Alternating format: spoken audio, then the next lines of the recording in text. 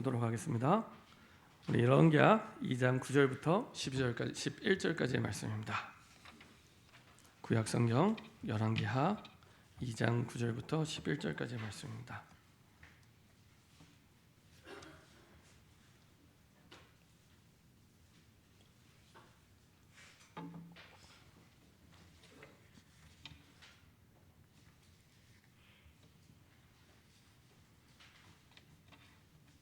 열왕기하 2장 9절부터 11절까지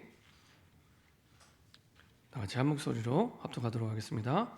건너매 엘리야가 엘사에게 이르되 나를 내게서 데려감을 당하기 전에 내가 내게 어떻게 할지를 구하라. 엘사가 이르되 당신의 성령이 하시는 역사가 갑절이나 내게 있게 하소서 하는지라. 이르되 내가 어려운 일을 구하노도다. 그러나 나를 내게서 데려가시는 것을 내가 보면 그 일이 내게 이루어지려니와 그렇지 아니하면 이루어지지 아니하리라 하고 두 사람이 길을 가며 말하더니 불수레와 불말들이 두 사람을 갈라놓고 엘리야가 회오리 바람으로 하늘을 올라가더라. 아멘. 제가 광고를 하나 더 드리도록 하겠습니다. 오늘 새로 출석한 청년이 있는데요. 잠깐 소개하고 우리 할렐루야 찬양대 찬양 드리도록 하겠습니다. 우리 장우성 형제인데요. 우리 잠깐 일어나서 인사 한번. 네. 원래 우리 강릉 세계로교회 랩런트인데요. 박수를 그러면 진짜 확실하게 그리고 자리에 앉아 주시고요. 강릉 세계로 랩런트인데 이번에 그 판교에 있는 그 한국학중앙연구원 거기에 대학원 과정에 입학을 하게 됐습니다. 저는 그게 그 대학원 대학교인지 몰랐습니다. 보니까 그게 대학원 대학교더라고요. 학부 과정이 없는 석사 박사만 과정이 있는 그런 국책대학원이더라고요. 국립입니다. 그래서 사실은 저는 이렇게 오며 가며 보기는 했는데 그게 그 대학원 대학교 캠퍼스인지는 몰랐습니다. 근데 보니까 들어가기가 쉽지 않은 학교라고 얘기는 들었습니다. 아마 여러 가지 많은 또 응답들이 그 현장에 있을 텐데요. 보니까 외국에 있는 학생들도 많이 온다 그래요. 그래서 외국에서 오는 학생들은 다 국비장 학생으로 옵니다. 그러니까 수업료를 받지 않습니다. 그래서 이렇게 오게 된다는 얘기를 듣고 보면서 하나님께서 또 그 현장에 많은 다민족을 두고도 기도하게 하시는구나 하는 생각을 하게 됐습니다. 저도 이제 오랫동안 대학생활을 했지만 이런 대학이 있는지는 몰랐습니다. 그래서 새롭게 이제 대학원 이제 또 공부를 시작하게 될 우리 장우성 우리 형제와 청년을 위해서 또 기도해 주시면 감사하겠습니다. 네, 우리 할렐루야 찬양대 찬양으로 하나님께 영광 돌리겠습니다.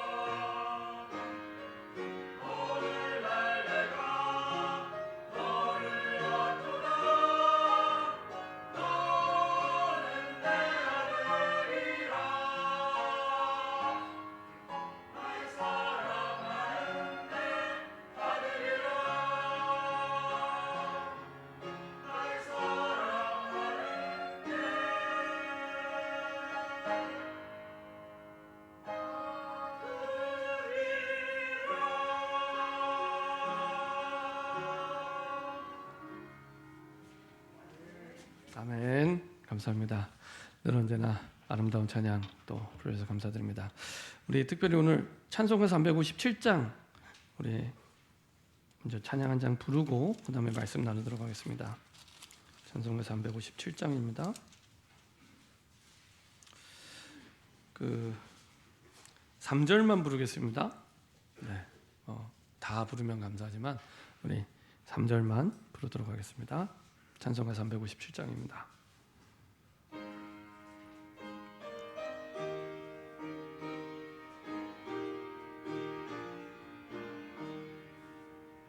끝까지 이긴 자에게 흰 옷을 입히고 또 영생 복을 주시니 참 기쁘리일세. 이 어두운 세상 지나서 저 천성 가도록 주 예수 믿는 힘으로 온 세상이 이기네. 믿음이 이기네. 믿음이 이기네. 주 예수를 믿음이 온 세상이 이기네. 아멘. 자, 한번 기도하고 말씀 나누도록 하겠습니다. 주님 감사합니다. 오늘도 237개 나라를 살릴 그 보좌의 축복 속에 우리를 엘리야처럼 엘리사처럼 부르심을 감사드립니다. 우리 힘으로도 우리의 능으로도 되지 않고 오직 그리스도를 믿는 믿음으로만 이기게 될 줄 믿습니다. 오늘도 그 믿음의 축복 속으로 들어가는 날이 되게 허락하여 주옵소서. 감사드리며 주 예수 그리스도의 이름으로 기도합니다. 아멘. 우리 저와 계심과 인사 한번 하겠습니다. 예수가 그리스도이십니다. 우리 한 번 더 인사하겠습니다. 그리스도께서 모든 문제를 완전히 끝내셨습니다. 우리 한 번 더 인사하겠습니다. 믿음이 이기게 합니다. 예, 믿음이 이기게 합니다. 나는 질 수밖에 없는 존재지만 믿음이 이기게 합니다. 근데 어떤 믿음이 우리를 이기게 하는지 오늘 말씀을 통해 확인해 보도록 하겠습니다. 어떤 문제가 와도, 만 가지 문제가 와도 항상 꼭 변함없이 기억하시면 됩니다. 믿음만 이기게 합니다. 네, 믿음만 이기게 합니다. 자, 오늘 말씀을 통해 확인해 보도록 하겠습니다. 일단 제 군대 얘기를 조금 하도록 하겠습니다. 제가 군대를 가게 됐는데요. 오래전에 군대를 갔습니다. 군대를 갔는데 군대를 가보면 사실은 밖에서 생각하는 군대와 이 군대 안에랑은 많이 다릅니다. 어느 정도로 다니냐면은 왜 여자분들 그런 얘기 하시잖아요. 남자들은 출산을 안 해봤기 때문에 출산하는 이 아픔과 고통을 잘 모른다고 얘기를 하잖아요. 네, 아무도 다 비유가 적절할지 모르겠지만 남자가 군대 가는 것도 사실은 이게 군대 안에 들어가 본 사람이 아니면 잘 모릅니다. 왜냐? 민주사회 가운데 유일한 계급사회입니다. 다 안 보이게 계급적인 부분이 있을 수 있겠지만은 이 군대는 대놓고 이제 계급이 깡패기 때문에 이거는 나이가 많아도 아니면 능력이 있어도 아무 소용 없습니다. 계급이 깡패입니다. 그러니까 저 같은 경우에도 제 동기들보다 약간 군대를 늦게 갔습니다. 그러다 보니까 이제 군대를 갔는데 저보다 다 이렇게 나이가 많든지 아니면 저랑 나이가 비슷한 사람이 한두 명 있든지 그 정도였습니다. 저는 이제 백마부대에서 근무를 하고 중화기 중대에 있었습니다. 그래서 이렇게 보병 중대가 있고 중화기 중대가 있는데 그러다 보니까 중대원도 되게 많아요. 한 100명, 많으면 110명 이렇게 됩니다. 그러니까 이렇게 너무 많죠. 너무 많은 게 실감이 났던 게 보름 만에 100명, 110명의 이름을 다 외워야 돼요. 보름 만에. 그렇다고 해서 이렇게 기회를 주는 것도 아닙니다. 알아서. 대기 기간은 15일을 줍니다. 그럼 15일을 마치고 나면 그때는 이제 맞으면서 배우는 겁니다. 그 전까지는 기다려줍니다. 딱 기다리고 있다가 대기 기간 끝나고 나면은 그다음부터 이제 계속 외울 때까지 맞습니다. 맞으면서 배우고 틈나는 대로 배우는 시간을 주는 것도 아니에요. 전에 유 목사님 말씀하신 대로 키 작은 사람이 맨 뒤에 가고 키 큰 사람이 맨 앞에 가도 아무렇지도 않은 게 군대인 것처럼 희한해요. 여튼 뭐 여러 가지로 이렇게 적절한 환경이 아닙니다. 그럼에도 불구하고 하나님 또 군대 가게 하셨으니까 또 나름대로는 군대 가기 전에 합숙 훈련도 받고 그 다음에 뭐 이렇게 그 언약도 붙잡고 창세기 32장 32절에 나는 여호와의 니시, 나는 여호와의 군대다, 막 이런 확신을 가지고 갔는데도 밖에서 생각하는 군대랑 안에서 생각하는 군대는 너무 달라요. 너무 다른. 그러다가 제가 훈련소에 있는데 어느 날 모자를 잃어버렸습니다. 그래서 우리 장로님 웃으시는데요. 이게 막 이게 그 모자를 잃어버렸는데 밖에서 모자 잃어버리면 아무렇지도 않잖아요. 그냥 모자 잃어버리는데 필요하면 하나 사면 되고 아니면 뭐 없으면 뭐 없어도 괜찮으면 안 사도 되고 아무런 문제가 되지 않습니다. 근데 이제 부대 안에서 훈련병이 이 써야 될 모자를 잃어버린 거예요. 그러니까요. 아침에 자고 일어났는데 모자가 없어졌어요. 이게 막 기가 막히게 모자가 없어집니다. 이게 귀신이 있나 귀신이 가져갔나 싶을 만큼 모자가 없어진 거예요. 그래갖고요 얼마나 가슴 졸이든지 정말로 하루 종일 그때처럼 간절하게 기도해 본 적이 없습니다. 그렇게 간절하게 기도를 했습니다. 왜냐하면은 이게 모자 하나 잃어버린 게 이게 뭐 어디 가서 살 수도 없고 말할 수도 없고 말할 데도 없고 그렇다고 해서 이게 뭐 어디 생길 수 있는 것도 아니고 희한해요. 근데 이 모자 하나 잃어버려서 저만 혼나는 게 아니고 그때 전우조라고 있었거든요. 3인 1조. 우리 보통 5인 1조 많이 들었잖아요. 우리는 3인 1조. 3인 1조가 항상 이렇게 꼭 붙어 다니는데 연대 책임을 묻습니다. 모자를 제가 잃어버렸는데. 근데 이 3인 1조도 이게 되게 재밌는 게 저는 담배를 안 피웠거든요. 근데 담배를 피우는 조언이 있으면 담배 피우는 시간에 따라가 줘야 돼요. 그래서 담배 다 피울 때까지 옆에서 연기를 다 막고 그리고 기다렸다가 다시 와야 돼요. 훈련받는 6주 동안은 어디 꼼짝을 할 수가 없습니다. 화장실 갈 때도 전우조 이렇게 같이 갑니다. 같이 가서 문 앞에 딱 지키고 있다가 볼일을 마치면 다시 또 나오고 집에 갈까봐 훈련하라고 집에 갈까봐. 그리고 밤에도 불침번을 2명씩 세웁니다. 그래서 이제 한 명은 지키고 있고 한 명은 화장실 가잖아요. 그러면 화장실 갈 때 또 총 메고 따라옵니다. 총 메고 따라와서 화장실 앞에 딱 문 앞에 지키고 있어요. 어디 도망 못 가게. 그리고 이제 볼일 마치면 다시 돌아오고. 요런 게 군대입니다. 예. 이렇게 이제 어디 도망을 갈 수가 없도록 집에 갈까봐. 이제 그러다 보니까 모자 하나 잃어버렸는데 이제 전우조뿐만 아니라 46명이 저희 소대원이었는데 46명이 다 연대 책임을 묻습니다. 모자는 내가 잃어버렸는데 그 나머지 모자를 잃어버리지 않고 멀쩡한 사람은 얼마나 참 기가 막히겠습니까? 근데 그게 이제 여러 번 그런 일이 있거든요. 그러니까 이제 제가 하루 종일을 정말 간절하게 다행히도 그날 이제 훈련병 때 모자를 2개 쓰거든요. 이제 철모하고 그다음에 이제 헝겊으로 된 모자인데 이제 하루 종일 이제 철모를 쓰고 훈련을 받았습니다. 다행히 그 헝겊 모자를 쓰는 훈련이 없어서 이렇게 드러나진 않았어요. 근데 계속 하루 종일을 그 어느 때보다도 간절하게 모자 하면서 계속 기도를 했습니다. 그러다가 그날 마지막 시간에 제가 그 모자를 딱 찾았습니다. 어디서 찾았냐? 이렇게 부대 안에 보면 이렇게 매트리스가 있습니다. 매트리스가 이렇게 2단으로 이렇게 해서 딱 접게 되어 있거든요. 그 매트리스 사이에 모자가 싹 끼어 있었어요. 그러니까 이게 제 생각에는 아침에 일어나서 이제 막 기상할 때 막 되게 막 복잡하거든요. 기상하고 기상을 보면 막 타타타타타타 막 움직입니다. 그때 모자가 이렇게 똑 떨어져서 그 사이로 쏙 들어가서 하루 종일을 잠자고 있다가 그리고 나중에 잠잘 때 소등하고 딱 피니까 거기서 모자가 딱 나오더라고요. 거짓말처럼 거기서 모자가 딱 나오더라고요. 이야, 기도응답 받기 힘들더라고요. 하루 종일을 모자 24, 모자만 계속 다른 생각에 아무 생각도 안 났습니다. 제가 왜 이 얘기를 한참을 하냐? 내가 지난주 계속 이스라엘 백성들이 끊임없는 고통 가운데 어려운 현실적인 문제를 만났습니다. 사무엘 시대 때는 문제의 눈에 보이는 원인이 블레셋이었습니다. 이스라엘 백성들의 마음이 그런 마음이었습니다. 늘 생각하는 게 이 블레셋만 없으면, 이 블레셋이 쳐들어오지 않으면 내가 좀 살만할 텐데, 우리가 좀 살만할 텐데, 블레셋. 그렇죠? 늘 블레셋만 없으면 좀 살만할 텐데, 이스라엘 백성 속에는 늘 그 생각입니다.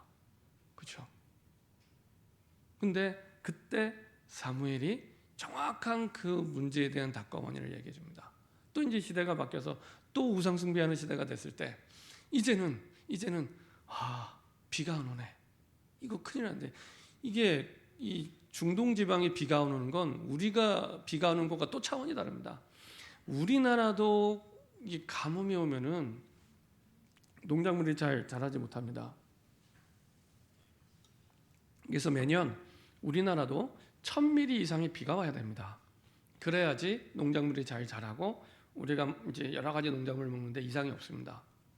근데 얼마나 비가 안 왔냐? 열왕기상 17장 1절에 보니까 비가 그냥 안 오는 정도가 아니라 하나님이 이슬조차도 안 주셨대요. 이슬조차도 안 주실 만큼 확실하게 비가 오는 겁니다. 이제 이 고대 근동 지방에 비가 오는 건 곧 생명과 직결이 됩니다. 비가 오는 건 죽어야 되는 겁니다. 그러니까 얼마나 이 사람들 마음속에 늘 하늘만 쳐다봤겠죠. 비가 내려야 되는데, 비만 오면 좀 살겠는데, 비가 내려야겠는데, 늘 그 생각했겠죠. 근데 엘리야는 사실은 그 이스라엘 백성에게, 특별히 아합 왕에게 정확하게 문제의 원인을 얘기합니다. 아합 왕은 여전히 비를 안 오게 하는 걸 예언한 너 때문에 비가 오는 거야. 그 사람을 원망하고 사람을 사실은 아주 싫어했는데, 그때 엘리야가 비가 오는 게 문제가 아니라 비가 안 올 수밖에 없는 재앙이 임한 건 당신 아버지와 당신 때문에 언약을 버렸고, 그냥 잊어버린 게 아닙니다. 언약을 버렸고, 그리고 우상을 섬기는 그것 때문에. 그렇죠? 그 아합 왕의 아버지가 오므리 왕인데, 오므리 왕도 굉장한 우상 숭배자입니다. 오므리 왕도 마찬가지로 아합은 더 악한, 지난번에 말씀드렸죠. 이스라엘 역대기의 모든 왕건의 가장 악한 왕을 그냥 뽑으면 1위가 아합 왕입니다. 그 정도로. 근데 그 아합 왕보다 더 악한 사람이 아내 이세벨. 그래서 이쯤 되면 850대 1로 정말로 이렇게 그 비가 내리고 번제를 드리고, 그리고 바알 숭배하던 400명이 죽임을 당할 정도가 되면 깨달아야 되잖아요. 그래도 못 깨닫고 이세벨에 가서 고자질을 합니다. 엘리야가 이런 아주 악한 짓을 했다고. 그러니까 이세벨이 더 악하다고 말씀드렸잖아요. 내가 저 엘리야를 죽이지 않고는 내가 밥도 안 먹고, 내가 너를 죽이지 않으면 내가 죽겠다고 할 만큼 그때부터 이제는 엘리야를 죽이려고 사람을 보내기 시작합니다. 그때 이제 낙심하고 엘리야도 이제 도망하게 되죠. 자, 그런 가운데 정확한 언약을 붙잡을 때만 우리가 문제를 만났을 때 그 원인이 보이기 시작합니다. 그렇지 않으면 아까 저처럼 하루 종일 계속 모자만 찾으면 좀 살 것 같은데, 모자만 찾으면 좀 숨통이 트일 것 같은데, 똑같습니다. 돈이 없는 사람이 돈, 이것만 좀 있으면 나 좀 살 것 같은데, 이거 돈만 좀 있으면 숨통 트일 것 같은데, 계속 그 생각이 내 머리를 떠나지 않습니다. 근데 그게 진짜 문제입니까? 성경에서 정말 그게 문제라고 말씀하십니까? 아닙니다. 그렇죠? 그리고 우리 아이, 내 자녀가 조금만 내 말도 좀 잘 듣고, 그리고 조금만 좀 이렇게 해주면 너무 좋을 텐데, 자녀 문제만 해결되면은 좀 내가 살만할 텐데. 아닙니다. 성경에서는 사실은 그게 보이는 문제가 그게 근본이 아니라고 분명히 말씀하고 있습니다. 정확한 언약을 붙잡을 때 그때부터 원인이 보이기 시작합니다. 정확한 하나님이 보실 때 진짜 원인, 그게 보이기 시작하고요. 그리고 그때부터 정확한 답이 그때부터 보이기 시작합니다. 그렇지 않으면 안 보입니다. 말씀이라는 거울로 비춰봤을 때 제대로 내 모습을 볼 수 있고 내 현장을 볼 수 있고 내 문제를 볼 수 있습니다. 그렇지 않으면 아무리 내가 맞는 생각을 해도 하나님과는 안 맞습니다. 내가 틀리다는 생각도 못할 만큼 모르고 지나가게 됩니다. 어젠가요? 우리나라의 그 유명한 한 분이 소천하셨더라고요. 이어령 씨라고. 한국 지성계 석학이다 할 만큼 이어령 씨가 이렇게 소천을 했는데, 이분은 굉장히 아주 냉철한 지식인의 상징이었습니다. 그래서요, 철저한 무신론자였습니다. 그분이 고백을 그렇게 해서 철저한 무신론자였고, 사실은 그분 인생에 있어서 예수를 믿는다는 도저히 용납이 안 되는, 있을 수 없는 그분에게 복음은 지식이었습니다. 그래서 우리나라에 남들이 부러워할 만한 타이틀은 다 가지고 있었습니다. 서울대를 졸업한 거는 물론이고, 이화여대 교수였고, 나중에 석좌 교수도 하셨고, 초대 문화부 장관도 하고, 이렇게 남들이 부러워할 건 다 하셨더라고요. 자녀들도 참 이렇게 똑똑하게 키우셨어요. 예? 보니까 아들들 딸아였는데, 첫째 딸은 국제 변호사였고, 그다음에 둘째 셋째는 다 교수가 됐고, 그럼 남보를 게 없는. 그러다가요, 이분이 70이 넘어서 예수님을 영접하십니다. 70이 넘으셔서. 왜 영접하겠냐? 딸 때문에. 딸이 이제 미국에 가서 살았는데, 사실은 이혼을 하게 됩니다. 이혼을 하게 되고, 이름만 대면 유명한 분과 결혼하셨다가 이렇게 이혼하게 되고, 그리고 살았는데 나중에 병이 왔어요. 병이 왔는데 그렇게 똑똑한 분이 해줄 수 있는 게 없는 거예요. 이 딸을 두고. 그렇죠? 이분에게 복음은 지식이었습니다. 모든 걸 다 할 수 있다고 생각을 했는데 안 되는 거예요. 딸의 병 앞에서는 아무것도 할 수 있는 게 없는 거예요. 그때 이제 딸이 먼저 복음을 받고 나중에 이제 목사가 됩니다. 목사님이 되는데, 그때 이제 딸이 이제 아버지에게 얘기를 합니다. 내가 아버지 말 다 지금까지 순종하며 살았는데 딱 하나, 예수 믿지 말라는 거는 내가 순종할 수 없다. 그렇죠? 근데요, 중요한 건 나중에 그 딸 때문에 이 요령 씨가 예수님을 영접하고 하나님 만나게 됩니다. 그리고 이제 어제 88세, 89세, 호적상이 약간 차이가 있다고 하는데 이제 소천하게 됐죠.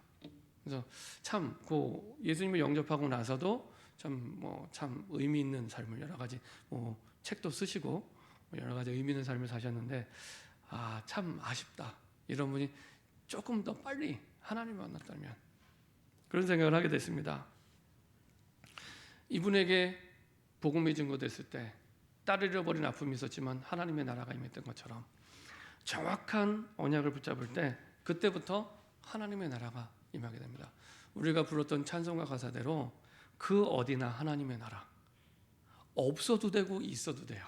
아무 상관없습니다. 문제가 있어도 되고 없어도 되는, 그게 진짜 복음입니다. 우리는 대부분 이기게 되고 응답받았다 할 때는 좋은 일이 생기고 기쁜 일이 생기고 이것만 응답입니다. 아닙니다. 하나님의 말씀이 성취된 게 응답입니다. 그렇죠? 하나님의 뜻이 이루어진 게 응답입니다.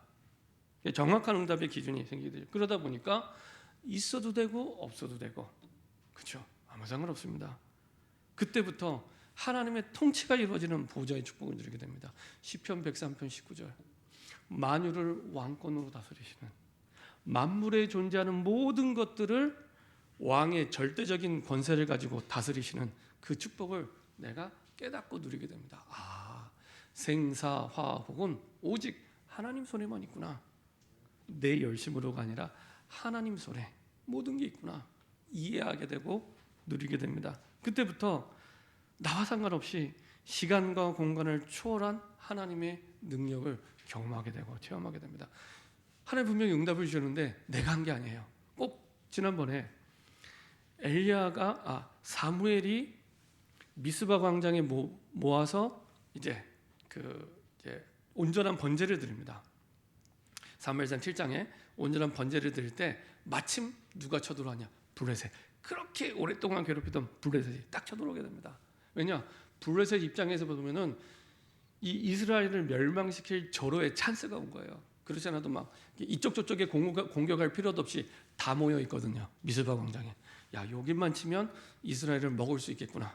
이 생각을 하고 때마침 블레셋이 딱 쳐들어옵니다. 근데요, 성경은 뭐라고 기록이 되어 있냐? 그때 온전한 번제를 드릴 그때 블레셋이 쳐들어왔어요. 그때 여호와께서 큰 우레를 바라사, 지난번에 말씀대로 큰 우레를 바라사 이 블레셋을 혼란스럽게 해서 이기게 하십니다. 그것도요, 이스라엘 목전에서, 이스라엘 딱 보란 듯이. 이스라엘이라는 게 아무것도 없습니다. 이스라엘이라는 게 아무것도 없습니다. 여호와께서 큰 우레를 바라사 이기게 하십니다. 우리가 문제를 만나면 내가 해결하고 막 몸부림치나요? 아닙니다. 하나님이 하셔야 됩니다. 하나님이 하셔야 됩니다. 여호와께서 하나님이 하셔야 됩니다. 그렇죠? 하나님께서 이기게 하십니다. 언제요? 온전한 번제를 드릴 때. 그때. 지난주에 열왕기상 18장도 마찬가지입니다. 무너진 제단을 다시 수축하고 번제를 드릴 때. 그때 하나님은 다시 비가 오게 하십니다. 3년 반 만에 비가 오게 하는데 이스라엘 백성의 노력이 1도 들어가지 않습니다. 언약만 회복했을 뿐인데, 좀 더 정확히 말씀드리면 복음이 회복됐을 뿐인데, 복음이 회복될 때 모든 게 회복이 됩니다. 복음이 회복될 때. 자, 그러면 여기서 이제 내려야 될 저 여러분들의 인생의 결론이 나오게 됩니다. 아, 진짜 복음이 다구나. 복음이 진짜 답이구나. 그냥 복음이 아니라 복음의 유일성에 답을 내리는 게 우리 인생의 결론이구나. 그냥 복음이 아닙니다. 복음의 유일성입니다. 복음의 유일성. 온전한 번제를 드릴 때, 오직 그리스도라는 그 언약을 붙잡고 예배드릴 때, 그때입니다. 그때 사실은 여호와께서 일하기 시작하십니다. 하나님께서 일하기 시작하십니다. 이요, 똑같은 흐름 속에 계속됩니다. 언제든지 렘넌트 7명이 쉬웠던 적이 한 번도 없어요. 다 힘들고 다 어렵고, 지금의 우리가 맞닥뜨린 코로나보다 더 어려웠으면 어려웠지 쉬운 적이 단 한 번도 없습니다. 그런데 언제나 변함없이 복음이 회복될 때만 모든 것이 회복됩니다. 이스라엘 백성의 노력과 상관없이, 그것도요, 복음의 유일성. 그래서 아까 우리가 357장 찬양했잖아요. 믿음이 이기네 주 예수를 믿는 믿음이 온 세상이 이기네. 근데 이 믿음이 어떤 믿음이냐? 복음의 유일성을 믿는 믿음입니다. 복음의 유일성을 믿는 믿음만이 이기게 됩니다. 나와 상관없이. 이게 성경 전체 똑같이 흘러가요. 초대교회 때도 마찬가지입니다. 초대교회에 모이는 건 자기의 목을 걸 자리는 모일 수 없는 자리입니다. 꼭 오늘 엘리사가 엘리야를 따라 똑같습니다. 네, 정말로 그런 자리에 하나님은 복음을 회복시키시고 오히려 대반전의 역사를 하나님이 이루시죠. 근데 항상 변함없이 복음의 유일성, 그냥 복음이 아니고요, 복음의 유일성을 믿는 믿음입니다. 그때마다 하나님은 항상 변함없이 모든 것을 회복시켜 주셨습니다. 자, 이 흐름이 어디에서 시작이 됐습니까? 첫 번째로 엘리야의 선택을 받게 됩니다. 다시 말하면 이제 엘리야로부터 물려받은 그 믿음의 흐름 속에 엘리사가 있었습니다. 자, 우리 말씀을 한번 확인해 보도록 하겠습니다. 열왕기상 19장 19절입니다.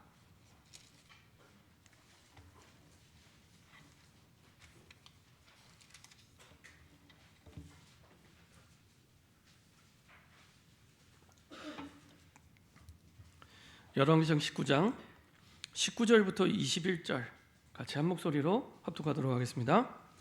엘리야가 거기서 떠나 사밧의 아들 엘리사를 만나니 그가 12겨리소를 앞세우고 밭을 가는데 자기는 12째 겨리소와 함께 있더라.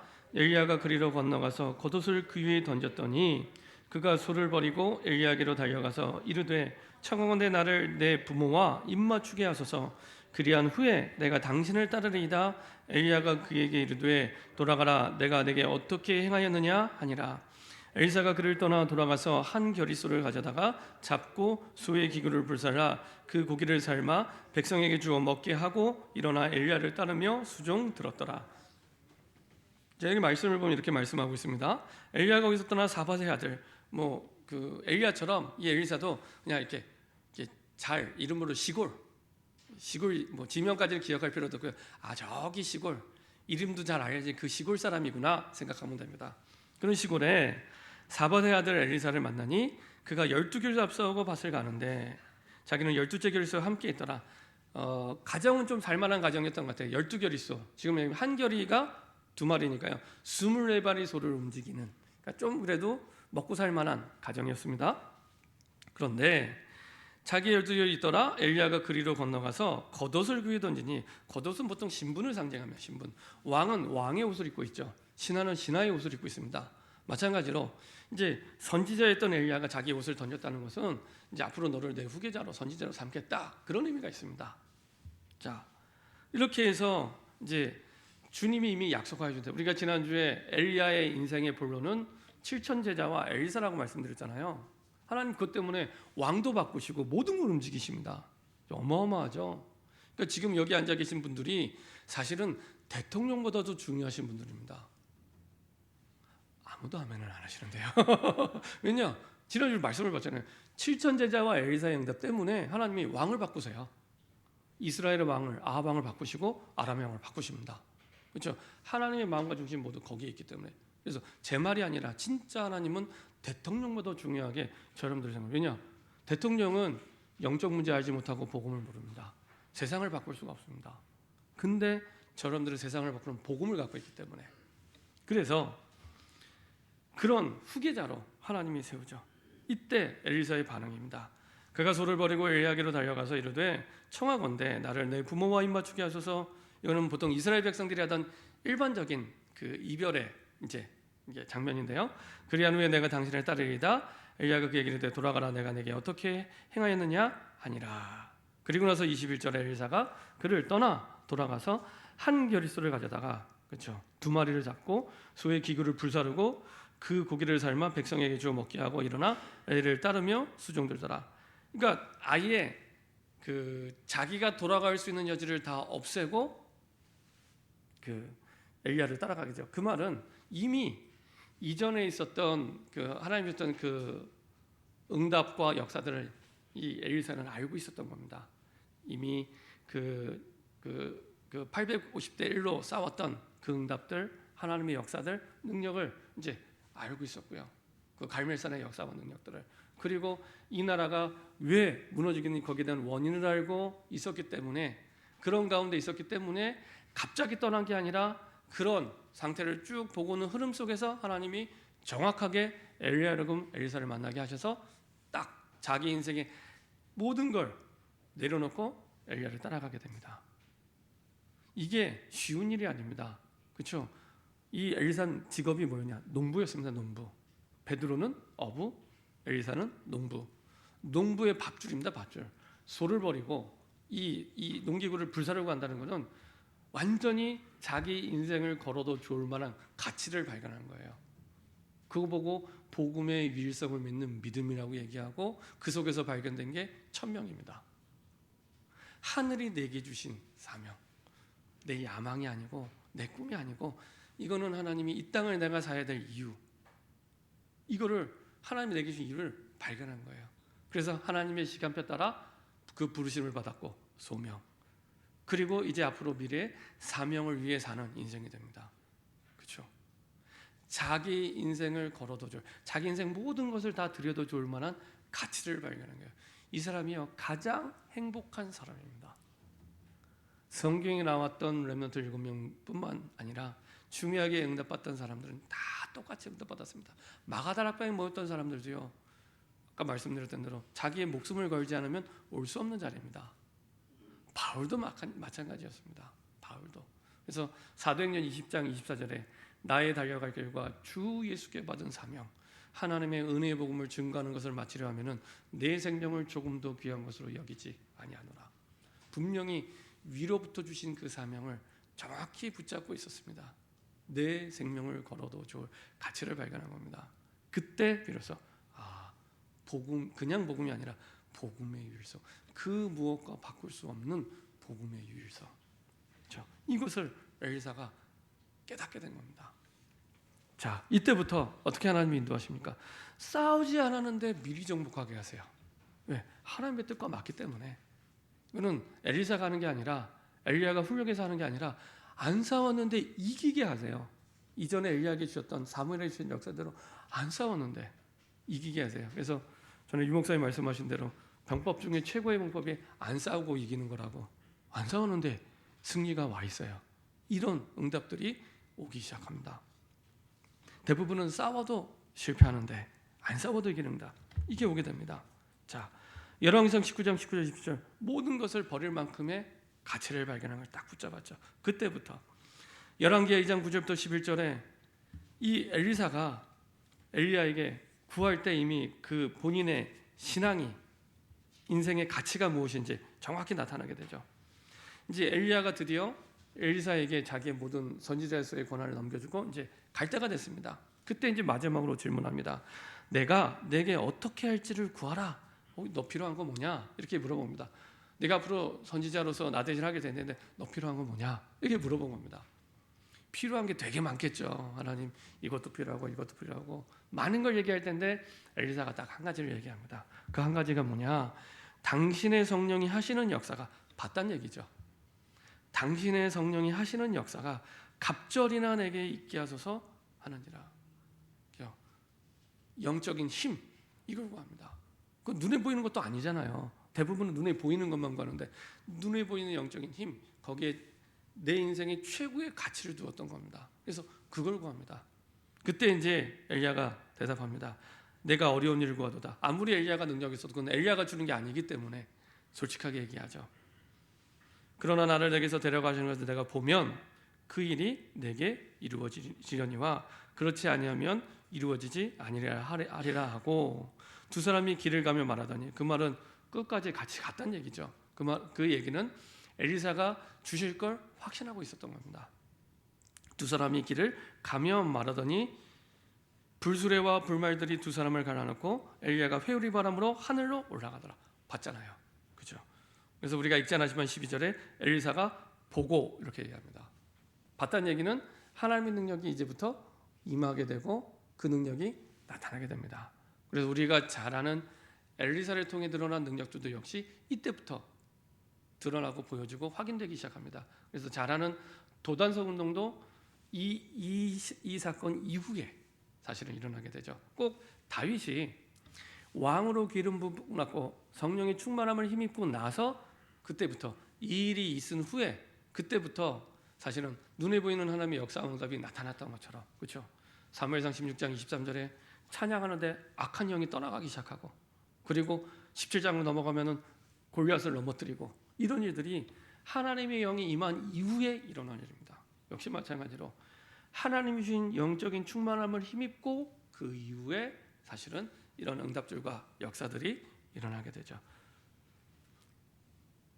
그래서 나중에 열왕기하 6장 8절부터 23절에 보면은 오랫동안 블레셋처럼 이스라엘을 또 괴롭혀왔던 아람 군대, 그렇죠? 그 아람 군대가 쳐들어왔을 때 싸우지 않고 아람을 정복하게 됩니다. 자, 역시 이스라엘 한 건 없습니다. 여호와께서. 자, 그리고 이제 실제 정복의 축복들이 계속 이어지게 됩니다. 누구를 통해 이어지게 됩니까? 숨겨놨던 100명의 선지자, 숨겨놨던 7천 제자, 그리고 그들을 통해 드디어 이스라엘 백성에게 다시 복음의 언약이 회복되도록 도단성 운동을 합니다. 그렇죠? 하나님이 시대마다 사람이 바뀌고 사실은 환경이 바뀌지만 역사하시는 방법은 똑같습니다. 여호와께서 복음의 언약을 회복할 때마다 하나님이 모든 걸 회복하십니다. 결론입니다. 서론에 말씀드린 대로 한 가지만 한 주간 동안 기억하시면 돼요. 사실은 평생 기억하셔야 되는데, 복음의 유일성을 믿는 믿음이면 되는구나. 그렇죠? 복음의 유일성을 믿는 믿음. 그 축복 속에 내가 이번 한 주간뿐만 아니라 평생 늘 내 생각 속에, 마음 속에, 영혼 속에 담기게 하여 주옵소서. 그러면 됩니다. 그러면 누가 일하시냐? 여호와께서 싸우지도 않았는데 이기게 하시고 일하시는 것을 보게 하시고 확인하게 하십니다. 그래서요, 복음을 이해하는 게 가장 중요한 첫 번째입니다. 모든 것을 버려도 좋을 만큼, 모든 것을 버려도 행복할 만큼의 가치 있는 복음. 그렇죠? 베드로가 지난번에 말씀드렸죠. 잘한 게 딱 하나 있다고. 늘 흔들리고 넘어지고 자빠지고 낙심하고 그랬는데 딱 하나. 예수님이 마태복음 4장 19절에 나를 따라오라, 내가 너를 사람 낳는 어부가 되리라 말씀하셨는데, 거기에 이유되지 않고 핑계대지 않고 변명하지 않고 4장 20절에 뭐라고 기록되어 있습니까? 곧 그물을 버려두고. 그렇죠? 어부였잖아요. 자기의 밥줄을 내려놓고 따라간 겁니다. 그거 하나 참 잘했어요. 그거 하나. 근데 결국에 하나님은 주신 말씀대로 하나님이 되게 하십니다. 그렇죠? 그대로. 그렇죠? 그래서 복음이 이해되도록 어느 정도 이해되면 내 모든 것을 버려도 진짜 복음이 있어 난 너무 감사하다, 행복하다. 많은 사람들이 복음을 어떻게 이해하겠냐? 그냥 내가 어떤 문제가 생기는데 문제 해결하는 수준의 복음. 예를 들면 경제 문제가 왔는데 경제 문제 이거 좀 해결하면 내가 좀 살만할 텐데, 이 정도의 복음. 아니면 나를 힘들게 하는 사람이 있는데 이 사람만 좀 없어졌으면은 좀 내가 살만할 텐데, 이 정도의 복음.